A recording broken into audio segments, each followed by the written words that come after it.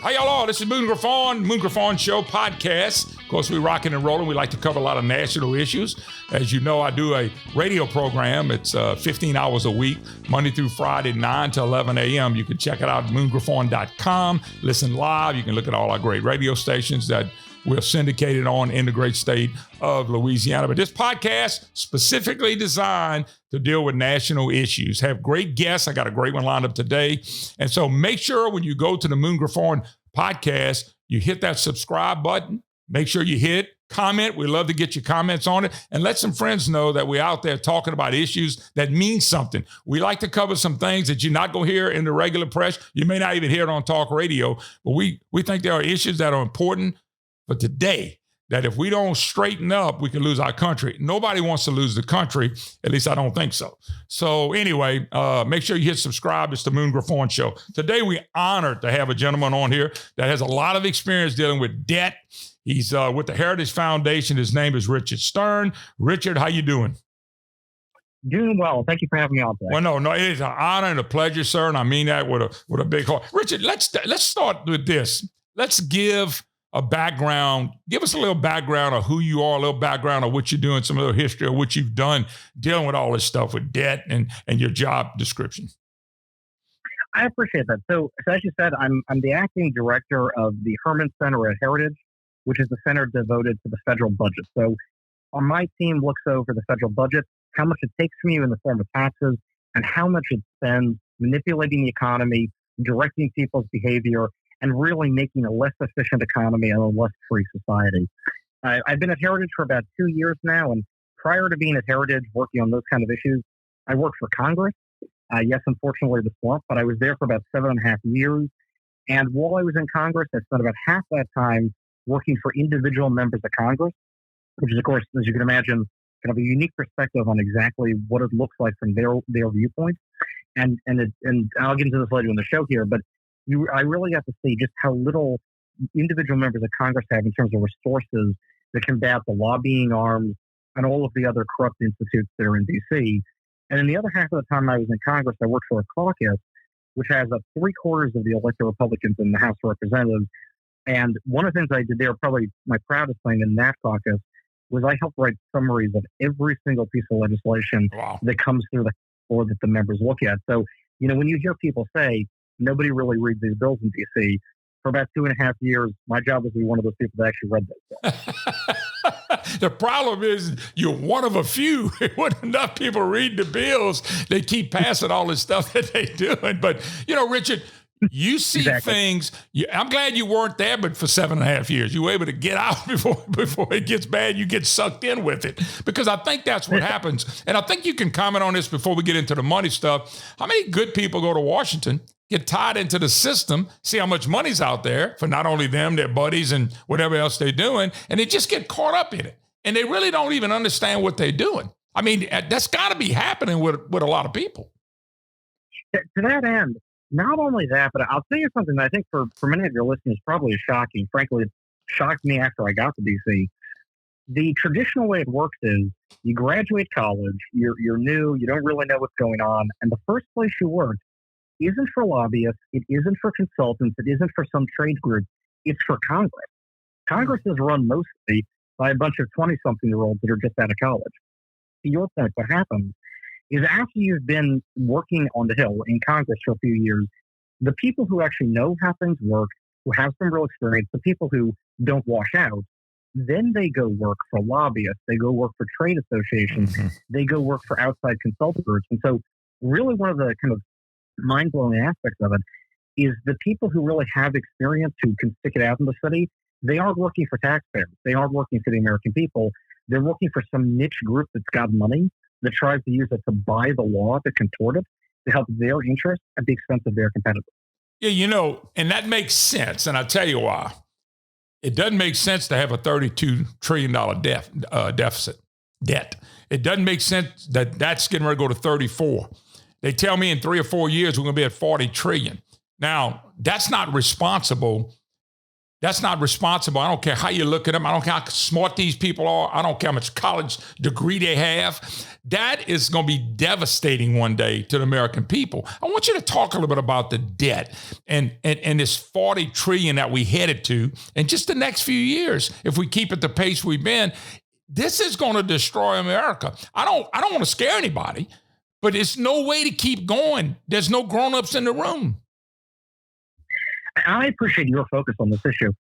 But the thing that I always tell everybody is, a dollar looks like just a piece of paper with, the picture of a dead president on it. But the truth is, what that dollar represents is somebody's hard work. That dollar is representative of real, tangible goods and services. If you look around you, the building you're sitting in right now, the clothes on your back, the food that's on your table, is representative of the combination of people's work and the use of tools, high technology, things that have taken us thousands of years to develop just to produce those products, to produce those services and make them available to you. That's what a dollar represents. That $32 trillion debt you're talking about, nearly $250,000 per household, is representative of real work to produce real things that instead of going to the betterment of households across America, instead was siphoned off by the government to do God knows what with. And Bridges to Nowhere is at the pain end of what the government wastes those resources doing. Yeah, but you think about this, what you just said. The American people, I'm not cutting American people. Look, I'm learning from people like you because I read a lot. The American people, I don't think, understands even who they voting for anymore because of what you just said. We just go vote for people, somebody's going to deliver some money, and we don't worry about, is there a train wreck down the road? So my question is, me and my buddies have always talked about this. Well, nothing ever happens. Nothing ever goes wrong. We never go into a Great Depression. So people just keep going along and moving along. When does this thing blow up? And why hadn't it blown up yet, if I can ask the question? So here's the thing about this. You know the old analogy of the frog that's slowly being boiled in the pot? Yes, sir. Yes, sir. Here's the thing I would say about this. Ask yourself, think of the last few decades in this country's history, and maybe even the last 50 years. Do you feel like our manufacturing base has stagnated? Do you feel like wages have stagnated? Do you feel like there's an increasing sense of despair, of malaise, that the nation's best days are behind it? All of those things, and we all know what's going on in this country today, how people are feeling about our history, our future, and where we are right now. All of those things are results of the slow and steady work of an expansionist government with an expanding debt and expanding spending to slowly sap our nation's productivity. I'll tell you something that I think surprises most people, and it's an interesting note on this, right? So right now, our per capita GDP, which is a representation of how much we produce per person in the country, is higher than, but not that much higher, than it is in countries like the UK and Germany, Western Europe. Mm-hmm. During World War II, this country had about 4.5 times the per capita GDP of Germany during World War II. Mm-hmm. And that's surprising to most people because you think of this as having been on even terms, but the truth is the commitment to a free society, to a dynamic society in the United States with a small government, with low taxes, with nearly non-existent regulations, created an unprecedentedly wealthy society where people could keep the fruits of their labors, where they could build for their futures. There was no sense of malaise. There was no sense of us falling behind. There was a sense of a golden, optimistic, hopeful future. And it's that level of economic productivity that allowed us to win World War II for the good guys and to suppress these evil, tyrannical nations. What happened in between? Why is it that our economy is so much closer to these other nations now? It's the taxes, it's the regulations, it's increasing government size. That's what sapped our economy. And so the question of when will it blow up, why hasn't it blown up? I would say it has. It's just been that slow boiling in the pot, that slow sapping of our strength and our energy. Well, the reason why I asked the question, by the way, if you just joined us, Richard Stern, my special guest, he's with the Heritage Foundation. He has a great background dealing with debt and budgets, and he worked with in Congress. He's a super gentleman. You can go read his articles at the Heritage Foundation. I've read them. You're going to be enlightened. I was enlightened when I came across the stuff that he's writing about. You know, you're right about what you're saying, but sooner or later it gets to the point where you're boiled. And they're talking about the frog scenario. And I guess that's where I'm talking, what I'm going to. is when, because people keep saying, well, nothing's really happened, because I think people are still voting the same. I think for the most part, they're still living the same. We got high debt, high credit card debt. People are moving forward. And I don't think they really realize what you just said, because that debt's going to be about $40 trillion in about 3 more years. I think it's going to be right at $40 trillion, which, by the way, is more than we produce. And I think our economy produces. It's that, and I'm talking about the stock market and stock exchange and everything that you add into this. It's going to be more than we actually have or produce. It's already getting close to that. So I'll tell you something else that'll shock you here, but it's to what you're talking about, that we're getting close to that moment where we've been boiled well and thoroughly. So at the end of 2020, global debt to GDP was 250%. So around the world, the consumer debt, you're talking about credit cards, government debt was about 40% of that. We had hit 2.5 times as much debt as the globe actually produces in a year. And you can imagine countries like the U.S. are leading the charge in that. And here's another shocking thing I'll give you about this. And this gives you a little bit of a hint of maybe when we're going to hit that kind of hard brick wall on this. We're expecting in maybe just 6 or 7 years to spend more money per year out of the federal government on interest on the national credit card than we will spend on the entire Department of Defense. By the end of the next decade, we're going to be spending more than half again as much on that interest on the national credit card as we will spend on our entire military. If that doesn't scare you, I don't know what will. Well, you know what else too? I thought about this the other day. When did just go borrow money and don't care when you pay for it start to creep in America? When did I could go run up any debt I want to? It doesn't matter. And I can just do whatever I want to do with money. I have no consequences. When did we get to that point? Because you try this at home, you're going to fail. You try this in a business, it's going to fail. Well, eventually government fails too. I mean, when did we ever decide we don't have to pay back money? Don't even worry about it. Just print, spend all the money you want to. Because there had to come a time that we said, you know what? This is no big deal.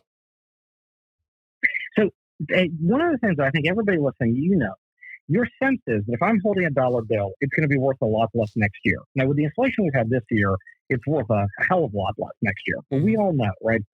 Yes, sir. And that's been the course of things for 50 years. But the truth is, prior to the Fed mucking around with our currency, dollars used to hold value. In fact, I'll tell you an interesting stat, and none of us are alive to see this. But from 1800, close to the founding of our country, in 1913, when the Fed was created, a dollar bill actually gained twice as much in value. Wow. So if you were holding dollars, right, if you were getting paid in dollars during the entire 19th century, the experience you had was it actually bought more the next year than it did the year before. The period of unmatched economic growth, technological growth, people being lifted out of poverty came from a stable currency. To your point, if I live in a society where the dollar is worth less and less and less every single year, then why ever pay it back? Why does it have any kind of meaning whatsoever? And let me tell you what's happened about this. Since the FDR administration, the government has leaned on the Federal Reserve to print money to cover its deficit. In the pandemic alone, what we just had, 90%, almost all of the deficits that the government incurred to pay for the pandemic were covered by the Federal Reserve printing money as if they were the banker in a game of Monopoly. That's part of where this is coming. Well, that's what I meant, though. We're speaking of Richard Stern with the Heritage Foundation, dealing with debt in this country, which scares me to death, by the way. I can't believe it doesn't worry a lot more people. But I'm just concerned about, are we headed? I didn't live, and you didn't either because you're not the age. I didn't live through the Great Depression. We've lived through recessions. We've lived through tough recessions. I don't want to live through a depression. I don't want my kids to have to go through that. But Richard, I'm not a doom and gloomer either. I'm not a conspiracy nut. But it seems like we're going to have to hit a depression before we change what we do. I mean, I hope not. I hope that's not where we headed at. But seems to me you can't just keep spending money, running up debt. Everything is worth less. And one day you just get out of it and everything's better. I can't see that. Normally in a time frame like this, something has to fall and give. You hit rock bottom and it takes you 10 or 20 years to come out of it. Am I being doom and gloom by saying that's what I see up the road? Look, there's no end to how scared you can be about what's going on, and I certainly hear all that. I'll tell you this, though. I think there's a few things to look at that are optimistic. So, first of all, we had 21 Republicans stand on the House floor and say we are not going to elect a speaker and move forward until we get real changes to the rules of the way that chamber works to restore fiscal responsibility. Now, to many people watching and listening, it might have seemed like inside baseball, but the most important thing about your car is what's under the hood. The rules in Congress, that's what's under the hood. Makes a difference, yeah. It's those rules in Congress that allow people to raid federal coffers, your taxpayer dollars, to run up that debt because it helps them and their buddies, and they don't care about the national plan. They don't care about what you're talking about, the important stuff you're bringing up right here and now. Those 21 Republicans actually change the rules.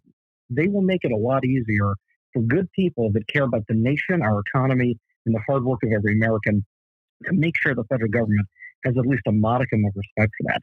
And so that's a real statement, I think, of the direction that the voters are going, that their elected representatives are starting to go in. And I'll tell you this, our revolution, our independence from the UK, it didn't come because we had a Great Depression, right? It came because things got bad enough, but not all the way to a collapse. The people that stood up for themselves, for their communities, were willing to fight to change things, to get back to a government that respected people's God-given natural rights, their freedoms, and wanted to make sure that they could build a prosperous future for themselves and their families. Okay. And I don't have much time yet left with you, Richard. Richard Stern, of course, my special guest with the Heritage Foundation. I like solutions. What will we need to do to stop this? And now, you can't give us 50 things, and I'm sure it's a lot more than one or two things. I get it. But what are a couple of things that the Congress could do? Like quit printing so much money, quit handing out all these goodies all over the place. But what can we specifically do? What can the Congress do? And do we have enough responsible congressmen, women, whatever you want to call them, senators, where they stand up and say, enough's enough, we're going the wrong direction, and we got to quit doing this? So the first one is, how do we do it? What are some steps we need to take? The first thing is pressure from the American public on those representatives is what keeps them good and what puts them in the right direction. They've got lobbyists and corrupt interests in D.C. banging on the door all the time. They need to hear from real Americans and real American voters that want them to do what you were talking about. That's the first most important thing. The next set of things I'd say is, the first thing you said there, make sure the Fed stops printing money to cover the federal debt. That's one of the most critical things, getting us a stable currency so that the dollar you earn is actually continuing to be representative of the worth and the work you put in to earn that dollar. The next thing is, we need to not even just cut spending, cut the growth rate of spending. Yep. Spending right now grows faster than the economy, literally unsustainable. And a lot of that is that every single year, Congress finds a new reason to listen to those lobbyists to jack up spending, get them to stop doing it. And then the last thing I would say is, and this is the one that's the more painful one, but we need to do it, we need entitlement reform. The truth is, the entitlement we've got are taking out of people's paychecks, making it hard for them to save for their own retirement, and then are promising meager benefits that don't really keep people through retirement. The truth is, there are innovative, creative ways to reform it so that we preserve the hard work that seniors put in to pay into those programs, but also ensures that people working now can save for their futures, and we can get out from under this debt crisis that's weighing down on the entire country. Somebody made a comment the other day, I don't know what elected official, if we just went back to the 2019 budget, we could balance the budget almost overnight. In other words, all this new spending since COVID, 20, 21, 22, and 23, if we just went back to the 2019 budget and stopped right there, we could balance the budget pretty quick. I mean, that's amazing just because what happens in Washington, we got all this extra money. Now that's the new budget. I've seen it in Louisiana. They do it in Washington. That becomes the new budget. That doesn't need to be the new budget. We need to go back to 2019, start there, and then work our way through this process. That's absolutely correct. And to that end, they want you to think that it's unsolvable, that, more government spending is like throwing a glass of water in the ocean. You're right, though. If we're that close to getting the problem solved, we just need to push through and do it. Richard Stern, the Heritage Foundation. Richard, if people want to find out more about you, the Heritage Foundation, where can they go to find out more about you? You can follow me on Twitter at Rich A. Stern. And then you can also go on the heritage.org website. You can find my bio page on there and all the things I've written. And of course, on Twitter, I always throw out all the stuff I write as well. So Rich A. Stern on Twitter, and you can go to the heritage.org website, put in Richard Stern, and It's on my bio page and all the stuff I put out. Folks, check out Richard Stern. I promise you, if you go read his stuff and you follow him, this guy makes so much sense on what we need to do. Will Congress ever grow a pair and do what's right for the American people? That's the question. Richard, thank you. God bless. Don't forget, check out the Moon Griffon Show, the podcast. Make sure you subscribe. Please subscribe. Click the comment button. Love to hear from you. God bless. We'll see you next time.